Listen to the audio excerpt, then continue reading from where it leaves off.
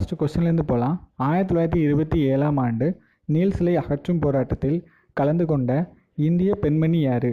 பத்மாசானி அம்மையார்.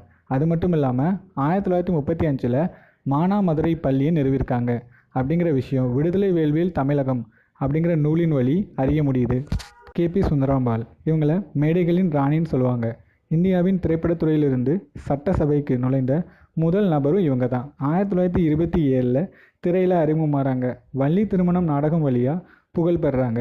1930 காந்தி சிறை சென்றதை எதிர்த்து பல உணர்ச்சிமிக்க பாடல்களை பாடியிருக்காங்க. சத்தியமூர்த்தி மீது கொண்ட பற்றின் காரணமாக அவரோட கூட்டங்களில் உரையாற்றியிருக்காங்க. 1923 காக்கிநாடா காங்கிரஸ் மாநாடு கதர் கண்காட்சியின் பொறுப்பு அலுவலராக பணியாற்றியிருக்காங்க.